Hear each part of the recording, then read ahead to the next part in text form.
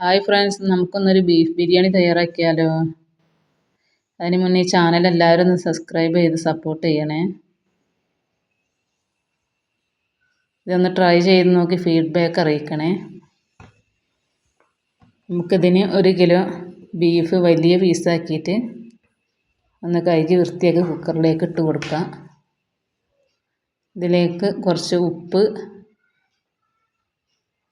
കുറച്ച് മഞ്ഞൾപ്പൊടി, 1 ടീസ്പൂണ് കുരുമുളക് പൊടി, ഇവയെല്ലാം കൂടെ കൈ വെച്ച് നന്നായിട്ടൊന്ന് മിക്സ് ചെയ്യാം.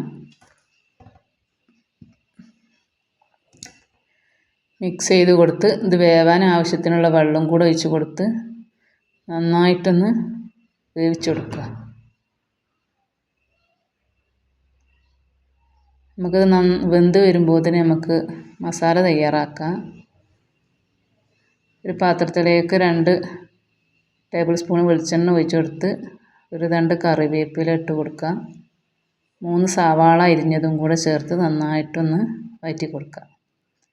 പെട്ടെന്ന് വഴണ്ട് കിട്ടാൻ വേണ്ടിയിട്ട് ഇതിലേക്ക് നമുക്ക് കുറച്ച് ഉപ്പും കൂടെ ചേർത്ത് കൊടുക്കാം.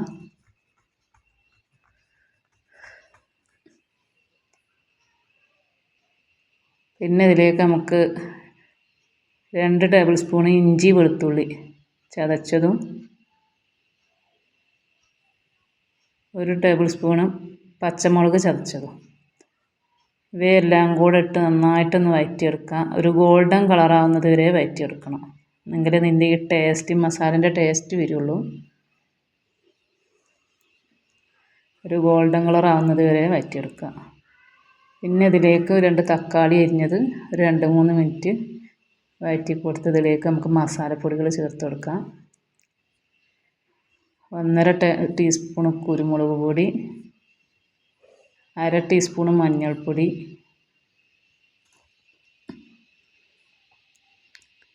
2 ടീസ്പൂൺ മല്ലിപ്പൊടി,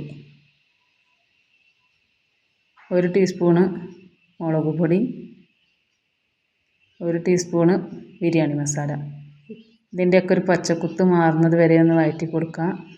പിന്നെ നമ്മൾ വേവിച്ച് വെച്ച ബീഫ് ഇതിലേക്ക് ഒഴിച്ച് കൊടുക്കുക.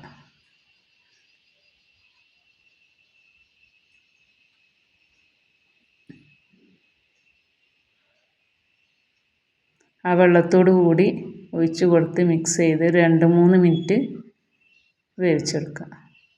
പിന്നെ ഇതിലേക്ക് 1.5 ടേബിൾ സ്പൂണ് തൈരും കൂടെ ചേർത്ത് തീ ഓഫ് ചെയ്യുക. പിന്നെ ഇതിന് വേണ്ട റൈസ് തയ്യാറാക്കാം.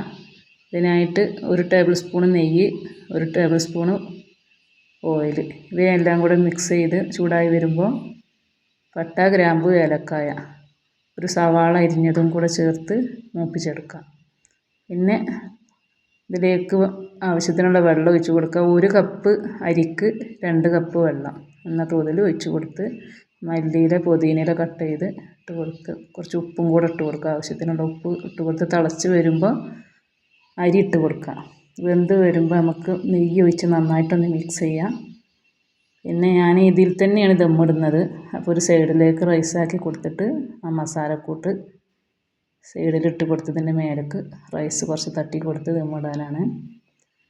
എന്നിട്ട് കുറച്ച് ബിരിയാണി മസാല, നമ്മൾ വറുത്ത് കോരി വെച്ച അണ്ടിപ്പരിപ്പ്, മുന്തിരി, കുറച്ച് മല്ലിയില, പുതിനയില അതും കൂടെ ഇട്ട് കൊടുത്ത് ഒരു 10-20 മിനിറ്റ് ദമ്മിട്ടെടുക്കാം. അപ്പോൾ നമ്മൾ ബിരിയാണി റെഡി. നല്ല അടിപൊളി ബിരിയാണിയാണ്. എല്ലാവരും ഒന്ന് ഫീഡ്ബാക്ക് അറിയിക്കണേ. സബ്സ്ക്രൈബ് ചെയ്ത് സപ്പോർട്ടും ചെയ്യണേ.